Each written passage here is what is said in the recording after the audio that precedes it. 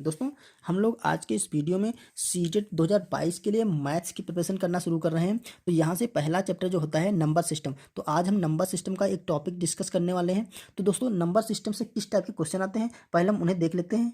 यहाँ पर कुछ क्वेश्चन जो है हमने प्रीवियस एग्जाम से उठाए हैं। देखिए, निम्न में से कौन सी प्राकृतिक संख्या नहीं है। इधर दे रखा है यदि ए तथा बी दो पूर्णांक हैं तो निम्न में से सही है। इस दो कथन दे रखे हैं, विकल्प इसमें से सही 5 पहचानना कौन सा है। यहाँ दे रखा है -3 ब्रैकेट गुणे -4 -2 ब्रैकेट प्लस का ब्रैकेट -3 का मान होगा। यहाँ दे रखा है संख्या 73,539 में 3 का स्थानीय तथा जातीय मान में अंतर क्या है। दोस्तों, अगर आपको ये क्वेश्चन आते हैं तो बहुत अच्छी बात है, अगर नहीं आते हैं तो ये वीडियो देखने के बाद आपको इन क्वेश्चनों का उत्तर आप अपने आप से देंगे। तो चलिए वीडियो को शुरू करते हैं। दोस्तों, हम लोग सीटेट की बिल्कुल जीरो लेवल से प्रिपरेशन करेंगे, क्योंकि सीटेट के जो एग्जाम में बहुत ही बारीकी से क्वेश्चन आते हैं। देखिए, सबसे पहले हम देखते हैं अंकों के मान। अंकों के जो मान होते हैं दोस्तों, दो तरीके से हम लोग पढ़ते हैं। एक तो जातीय मान और दूसरा स्थानीय मान। जब ऐसे मान लेते हैं कोई संख्या ये दे रखी है, ठीक है, जातीय मान होते हैं और स्थानीय मान। किसी भी संख्या में किसी भी अंक का जो जातीय मान होता है किसी स्थान पर समान रहता है। किसी भी, देखिए, अगर कोई संख्या है और इसमें किसी अंक का मान, मान लेते हैं हम इसमें 4 का मान पूछते हैं, ठीक है, तो जो 4 का इसमें मान है वो कहीं पर भी, अगर 4 का यहाँ मान है तो उसका जाति मान जो उसकी फेस वैल्यू होती है वो सदैव समान होती है। 4 है तो 4 ही उसकी वैल्यू है, ठीक है। दूसरा होता है स्थानीय मान। तो स्थानीय मान क्या होता है, किसी भी संख्या का स्थानीय मान सदैव बदलता रहता है। अब इसमें क्या है, देखिए, जैसे ये क्वेश्चन दे रखा है, यहाँ पर 24,573 संख्या दे रखी है। तो इसमें देखिए 4 अगर यहाँ पर है तो इसकी जो जातीय मान है या फेस वैल्यू है इसकी 4 है। लेकिन अगर इसका स्थानीय मान देखते हैं, इसका अगर स्थानीय मान आप देखेंगे तो ये इकाई, दहाई, सैकड़ा, हजार, यानी कि 4000 के स्थान पे है। तो इसका जो स्थानीय मान हो जाएगा वो आपका दोस्तों 4000 हो जाएगा। तो इस तरह से ये अंतर है जातीय मान तथा स्थानीय मान में। जैसे मान लेते हैं हम कोई संख्या लिख रहे हैं यहाँ पे 3, 5, 2, 7, 5 और 3, ये संख्या दे रखी है। अब इसमें आपसे पूछे वो 5 जो अंक है 5, इसका आपका जातीय मान और स्थानीय मान क्या है। तो जातीय मान इसका चाहे यहाँ पर हो चाहे यहाँ पर हो, दोनों में जातीय मान उसका समान रहेगा, 5 ही रहेगा। लेकिन अगर स्थानीय मान देखें तो यहाँ पर इसका जो स्थानीय मान है आपका है 5, ठीक, 1 2 3 4 जीरो लगा देंगे, 1 2 3 और 4, दो इकाई, दहाई, सैकड़ा, हजार, 10,000, यानी कि 50,000 के स्थान पर दे रखा है। तो इसका स्थानीय मान क्या हो गया, 50,000। अब यहाँ पर जो 5 है ये देखिए इकाई, दहाई, दहाई के स्थान पर दे रखा है, तो इसका स्थानीय मान आपका 50 हो जाएगा, ठीक है, क्योंकि दहाई के स्थान पर है तो इसका स्थानीय मान 50 हो जाएगा। तो इस तरह देखिए वही एक 5 है जिसके स्थानीय मान अलग अलग स्थानों पर अलग अलग है, लेकिन जो उसका फेस वैल्यू होती है जिसे बोलते हैं जातीय मान, वो आपका 5 ही रहेगा। क्लियर। तो दोस्तों, ये जातीय मान और स्थानीय मान आपको क्लियर हो गया। अब आइए हम देखते हैं प्राकृतिक संख्या है। दोस्तों, प्राकृतिक संख्या कौन सी होती है, वह संख्या है जिनसे वस्तुओं की गणना की जाती है। गणना का मतलब अगर किसी वस्तु को हम गिनते हैं तो जिन अंकों का प्रयोग करते हैं वो होती है दोस्तों नेचुरल नंबर या प्राकृतिक संख्याएं। देखिए, जैसे कि हम इसको यन से लिखते हैं, कभी भी नेचुरल नंबर को हम प्राकृतिक संख्याओं को यन से लिखते हैं। ये होती है आपकी शुरू होती है 1 से, 1 2 3 4 5 6 7 ऐसे करके इनफाइनाइट तक जितनी भी संख्याएं हैं 1 से लेकर के, 1 से पहले की कोई संख्या नहीं है जो हम प्राकृतिक संख्याओं में लिख सकें। तो इसका मतलब 1 2 1 से बाद जितनी भी संख्याएं हैं वो सारी प्राकृतिक संख्याएं हैं। क्लियर। अब देखिए, अगर इससे पहले देखा जाए 0, तो 0 जो होता है वो एक प्राकृतिक संख्या नहीं है, ठीक। 0 एक प्राकृतिक संख्या नहीं है, आपको ये अच्छे से याद रखना है, ठीक। और दूसरा पॉइंट ये है, ये सभी संख्याएं सदैव धनात्मक होती हैं, ठीक। जो प्राकृतिक संख्या होती है सदैव वो प्लस में ही उनका आंसर आता है। अगर नेगेटिव लगा है तो वो प्राकृतिक संख्या नहीं होगी। क्लियर। देखिए, क्वेश्चन में यहाँ पे एक दे रखा है सिंपल सा, निम्न में से सबसे छोटी प्राकृतिक संख्या है। अब आपको सबसे छोटी प्राकृतिक संख्या तो क्या है, सबसे छोटी प्राकृतिक संख्या आपका 1 है। अगर आपको अच्छे से पता है कि 1 से प्राकृतिक संख्या शुरू होती है तो देखिए ये 4 तो है नहीं, 0 भी नहीं, 0 प्राकृतिक संख्या है ही नहीं, ठीक है, -1 हो नहीं सकता, 1 है, तो हमारा ऑप्शन नंबर डी हो जाएगा। आइए अब देखते हैं पूर्ण संख्याएं। दोस्तों, पूर्ण संख्याओं में और प्राकृतिक संख्याओं में डिफरेंस सिर्फ इतना होता है कि पूर्ण संख्याओं में हम 0 को सम्मिलित कर लेते हैं, ठीक। इनको हम होल नंबर लिखते हैं, इसलिए W से इंडिकेट करते हैं। यहाँ देखिए सारी प्राकृतिक संख्याएं यहाँ से लिखी हैं, लेकिन उससे पहले हमने 0 को ऐड कर लिया, क्योंकि 0 प्राकृतिक संख्या नहीं है और ये होल नंबर मतलब पूर्ण संख्याओं में आता है। तो आपको याद रखना है कि 0 एक ऐसी संख्या है जो कि पूर्ण संख्या है लेकिन प्राकृतिक संख्या नहीं है। बस यहाँ पर यही एक याद करने वाला पॉइंट है। इस टाइप का क्वेश्चन आता है, सबसे छोटी पूर्ण संख्या जो कि प्राकृतिक संख्या नहीं है। इस टाइप से क्वेश्चन आता है कि सबसे छोटी पूर्ण संख्या वह कौन सी सबसे छोटी पूर्ण संख्या है जो प्राकृतिक संख्या नहीं, तो आपका क्या हो जाएगा, 0 हो जाएगा। क्लियर। आइए अब हम लोग देखते हैं पूर्णांक के बारे में, जिसे बोलते हैं इंटीजर। ठीक है, तो इंटीजर क्या होते हैं? देखिए, प्राकृतिक संख्याएं, शून्य तथा प्राकृतिक संख्याओं के ऋणात्मक मान पूर्णांक कहलाते हैं, जिसको इंटीजर बोलते हैं। तो देखिए, सारी उसमें प्राकृतिक संख्या आ जाएंगी। ठीक है, शून्य आ जाएगा तथा प्राकृतिक संख्याओं के ऋणात्मक मान। यहाँ से देखिए आप यहाँ पर 1, 2, 3, 4 ये सारी आपकी कितनी हैं? प्राकृतिक संख्या है। अभी मैंने ऊपर बताया था कि प्राकृतिक संख्या 1 से शुरू होती हैं और अनंत तक जाती हैं। तो ये आपकी देखिए प्राकृतिक संख्या यहाँ पे लिखी हैं। ठीक, और अगर यहाँ से मिला दें तो आपका क्या हो जाएगी? पूर्ण संख्या हो जाएंगी। ठीक, अब देखिए जो प्राकृतिक संख्या होती हैं, इन्हीं का जो चिन्ह होता है वो सबका पॉजिटिव होता है, क्योंकि धनात्मक प्राकृतिक संख्या होती हैं। अगर इनके सारे चिन्ह हम ऋणात्मक लगा देंगे, इधर देखिए माइनस में लगा दें, ठीक है, तो ये सारी हो जाएंगी आपका ऋणात्मक पूर्णांक। क्योंकि ये जो पूर्णांक होते हैं वो धनात्मक भी होते हैं और देखिए धनात्मक भी होते हैं और ऋणात्मक भी होते हैं। तो सारी प्राकृतिक संख्याओं में हम चिन्ह माइनस के लगा दें तो वो ऋण पूर्णांक बन जाएंगे। और जीरो एक ऐसी संख्या होती है जो कि ना तो धन पूर्णांक है और ना ही ऋण पूर्णांक है। ये धन पूर्णांकों में देखिए ये सब आ रहते हैं और ऋण पूर्णांकों में ये सब आते हैं। अब देखिए ये माइनस वाले कैसे, इनका क्या वैल्यू होती है? देखिए जो माइनस की संख्या होती है तो जितनी वो बड़ी होगी उतनी ही वो छोटी हो जाएगी। जैसे देखिए अगर ये आप इधर से इस लाइन में चलेंगे, आप दाहिने साइड चलेंगे तो सारी संख्या बढ़ते क्रम में आएंगी। जैसे कि -5 है, उसके बाद आएगा -4, यहाँ पे गलती से -3 लिखा, माइनस का 4 आएगा, फिर माइनस का 3 आएगा, फिर माइनस का 2 आएगा, फिर माइनस का 1 आएगा, फिर 0, फिर 1, 2, 3। तो ये बढ़ते क्रम में जा रहे हैं। मतलब अगर हम देखा जाए यहाँ पर तो माइनस का जो 2 है उससे बड़ा है माइनस का 1। ठीक, और उससे बड़ा है 0। तो जितनी भाई जो ऋण पूर्णांक होते हैं वो सारी जो ऋण पूर्णांक होते हैं वो छोटे होते हैं 0 से। ठीक, ये चीज़ आप अच्छे से क्लियर कर लीजिए। जितनी भी धन पूर्णांक होते हैं वो सारे ऋण पूर्णांकों से बड़े होते हैं। कुछ भी हो, क्योंकि ऋण पूर्णांक 0 से ही छोटे होते हैं तो धन पूर्णांकों से सदैव छोटे ही होंगे। क्लियर? तो यहाँ पर ऋण पूर्णांक, अब ये अनंत तक इधर जाएंगे और ये अनंत तक इधर जाएंगे, तो सारे धन पूर्णांक और ऋण पूर्णांक मिलकर के आपके पूर्णांक बनते हैं। क्लियर? अब हम लोग देखते हैं जो धन पूर्णांक और ऋण पूर्णांक होते हैं, इनके चिन्हों का जो मल्टीप्लिकेशन और एडिशन और सब्ट्रैक्शन होता है उनका मतलब क्या होता है। देखिए अगर आपके पास कभी प्लस का चिन्ह या प्लस का कोई संख्या और प्लस की कोई संख्या है तो अब आप उसका गुणा कर रहे हैं, बीच में आप गुणा है देखिए समय, अब हमें गुणा करना, गुणा की जो प्रोसीजर है उसे समझना है। अगर उसका गुणा कर रहे हैं तो सदैव वो आपका प्लस में आएगा। देखिए जैसे लिखा है प्लस का 4 और प्लस का 3, तो 4 तियाँ आपका हो जाएगा 12। ठीक है, ये 12 आपका प्लस में आएगा।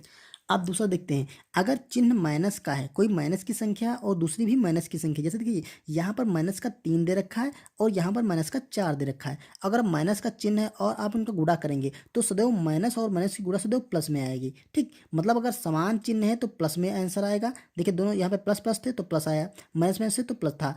ठीक, अगर हम गुणा कर रहे हैं समान चिन्ह है तो उनका आंसर आपका प्लस में आएगा। तो यहाँ पर भी 4 तियाँ 12, ये माइनस माइनस प्लस बन जाएगा। क्लियर? अब देखिए यहाँ पर हमने चिन्ह चेंज की, यहाँ पे प्लस की गुणा अगर माइनस से कर रहे हैं, ठीक, मतलब कोई प्लस की संख्या है और दूसरी माइनस की संख्या है तो उनका जो आंसर आने वाला सीधा माइनस में आएगा। तो 4 तियाँ आपका 12 हो जाएगा। ये मतलब ये क्या है? 0 से छोटी संख्या आ जाएगी। ठीक, मतलब माइनस में है तो 0 से छोटी आएगी। अब देखिए अगर चिन्ह पहले माइनस का है और बाद में प्लस का है तब भी, क्योंकि असमान चिन्ह है और इनका गुणा आपका फिर से माइनस में आएगा। तो ये देखिए माइनस और यहाँ पे प्लस की गुणा क्या हो जाएगी? माइनस में हो जाएगी। और 4 तियाँ आपका 12, तो ये माइनस का 12 आ गया। ठीक, ये क्लियर हो गया। अब हम लोग देखते हैं कि जो प्लस और चिन्ह और माइनस का चिन्ह होता है उसमें जब जोड़ और घटाने की संक्रिया करते हैं वहाँ पे क्या होता है, अगर माइनस और माइनस की कोई संख्या लिखी है आप उनको अगर जोड़ रहे हैं, ठीक है, यहाँ पर क्या करना है, जोड़ रहे हैं, तो सदैव उनका जुड़ जाएगा लेकिन चिन्ह माइनस का आएगा। देखिए माइनस का 3 लिखा है और माइनस का 4, इसको आप जोड़ रहे हैं तो ये आपका माइनस का 4 और 3 मिलकर के 7 हो जाएगा। क्लियर? अब दूसरा देखिए, अगर चिन्ह एक संख्या माइनस की है दूसरी संख्या प्लस की, जैसे लिखा यहाँ पर है माइनस का 7 और प्लस ब्रैकेट में दिया है 3, तो इसका जो मान होगा वो माइनस का 7 है और प्लस का 3, तो आपस में सदैव घट जाते हैं। असमान चिन्ह होंगे तो आपस में घटेंगे। तो देखिए यहाँ पर है माइनस का 7 और प्लस का 3, तो बड़ा किसका? माइनस का है, तो यहाँ पर बचेगा माइनस का 7 से 3 जाएगा तो आपका 4 बच जाएगा, तो माइनस का 4 बचेगा। अगर दोनों चिन्ह माइनस के ही होते हैं, ठीक, और उनका घटाना बीच में लगा है, तो जैसे माइनस का 3 लिखा है और माइनस कर रहे हैं माइनस का 5 से, तो ये हो जाएगा। देखिए यहाँ पर माइनस है तो माइनस का 3 होगा। अब ये माइनस और माइनस की गुणा आपकी प्लस में आ जाएगी। ठीक, तो यहाँ पर 5 हो जाएगा। अब देखिए आंसर आपका क्या आ जाएगा? आपका आंसर प्लस में आ जाएगा, प्लस में 2 आंसर आ जाएगा। ठीक, इस तरह से पहला चिन्ह माइनस प्लस का है और दूसरा माइनस का है, तो अगर हम ऐसे लिखते हैं कुछ प्लस का 4 लिखते हैं और माइनस ब्रैकेट माइनस का 3 लिखते हैं, ठीक। तो इसमें क्या हो जाएगा 4 और ये देखिए माइनस और माइनस की गुणा आपकी प्लस में हो जाएगी, तो ये हो जाएगा 3। तो आपका आंसर क्या 7 आ जाएगा, ठीक। तो ये दोस्तों कुछ जोड़ और घटाने की संक्रियाएं हैं। यहाँ देखिए अगर माइनस में होगा, दोनों माइनस की होगी तब फिर जुड़ जाएंगे। जैसे यहाँ पे हमने क्या किया था, दोनों माइनस के थे आपस में घट गए तो यहाँ पे चिन्ह प्लस का आ गया था। तो ये दोनों आपस में एक दूसरे से इंटरलिंक होते हैं, क्योंकि अगर गुणा करेंगे चिन्हों की तो सदैव ये नियम लगेगा, अगर संख्याओं को जोड़े घटाएंगे तो ये नियम लगेगा। तो आइए अब देखते हैं अभाज्य संख्याएं।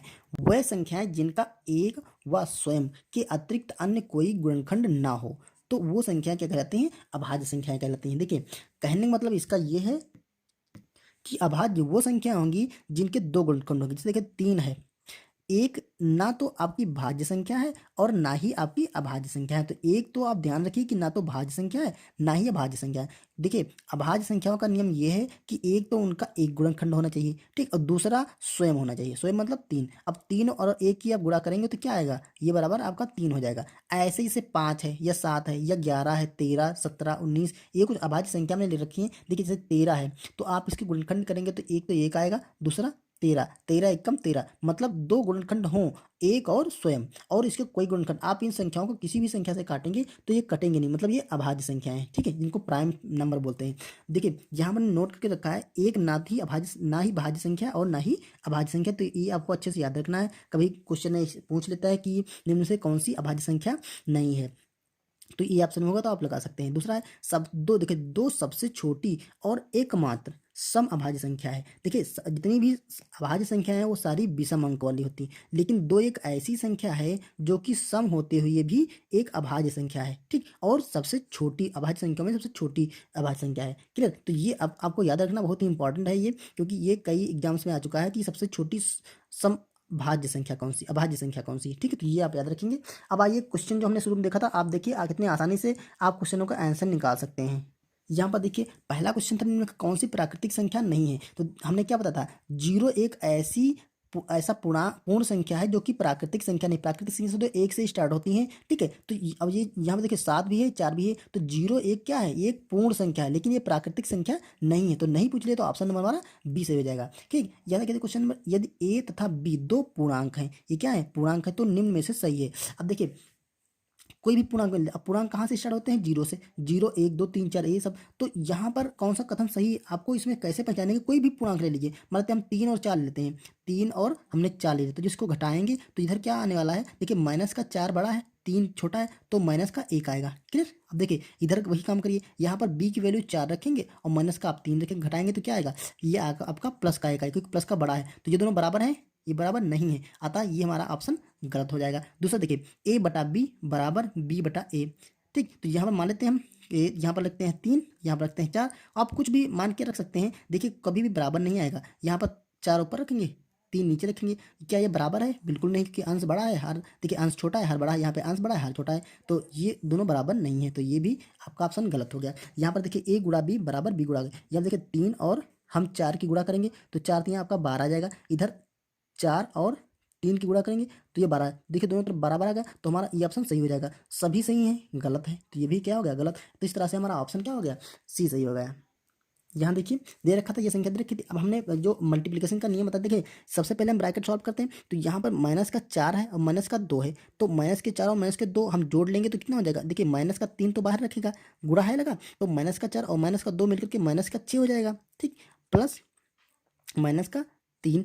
क्लियर। अब देखिए इसको जब आगे सॉल्व करेंगे तो ये माइनस का 3 और माइनस का 6 गुणा करेंगे, हमने बताया था जो समान चिन्हों की गुणा होती है तो सीधे प्लस में हो जाता है, तो ये प्लस में क्या आएगा 6 3 18, तो ये 18 आ गया, ठीक, ये प्लस का हो गया, और ये प्लस और माइनस की गुणा माइनस में हो जाएगी, तो माइनस का 3, तो आपका क्या आ गया 18 से 15 जाएगा, तो आपका सॉरी 18 से 3 जाएगा तो आपका 15 बच जाएगा। तो देखिए हमारा ऑप्शन नंबर बी सही हो जाएगा। यहाँ पर अगले क्वेश्चन में दे रखा था संख्या 73,539 में 3 के स्थानीय तथा जातिमान में अंतर क्या है। अब हमने स्थानीय मान और जातिमान बताया था, 3 के देखो ये स्थानीय मान है, ठीक, और जातिमान 2 दे रखे हैं, तो यहाँ पर देखिए इस 3 का जो स्थानीय मान है वो आपका 3000 हो जाएगा, और जातिमान तो 3 ही है, तो यहाँ से इनका अंतर के मतलब घटा देंगे तो क्या बचेगा, ये आपका आ जाएगा 7, यहाँ पर आपका 9, यहाँ पर 9 और यहाँ पर आपका 2 आ जाएगा। ठीक है, तो देखिए एक तो अंतर ये आ गया। दूसरा दूसरा जो है 3 ये दे रखा है, तो अब इसको हम देख लेते हैं। अगर इसको लेंगे आप तो इसका स्थानीय मान क्या है 30 है और जाति मान क्या है 3 है, तो इनका अंतर देख लेते हैं। तो ये क्या आएगा, यहाँ पर 9 आ जाएगा, यहाँ पर 2 आ जाएगा। तो ऑप्शन में हमारा ये वाला मिल रहा है, देखिए 2997 मिल रहा है, तो हमारा ऑप्शन नंबर सी सही हो जाएगा। क्लियर, क्योंकि ये ऑप्शन में ही नहीं है तो हम इसको नहीं कर सकते। लेकिन अगर कभी भी आपका क्वेश्चन ऐसा आता है स्थानीय मान जाति मानों में अंतर, तो आप ऐसे निकाल सकते हैं। अगर ये इसी क्वेश्चन में ये पूछता कि 3 के दोनों स्थानीय मानों में अंतर क्या है, तो आप इसका स्थानीय मान देखिए 3000 है, इसका स्थानीय मान क्या है 30 है, तो 3000 से हम 30 घटा देते तो ये आंसर निकल आता है। ओके फ्रेंड्स, तो दोस्तों ये वीडियो था जो कि नंबर सिस्टम का प्रथम। उम्मीद है आपको पसंद आया होगा और आपको समझ में भी आया होगा। मिलते हैं इसकी नेक्स्ट वीडियो में। ओके फ्रेंड्स, इसमें हम देखेंगे परिमेय था अपरिमेय संख्या है। तो चलिए मिलते हैं नेक्स्ट वीडियो में, तब तक के लिए थैंक यू।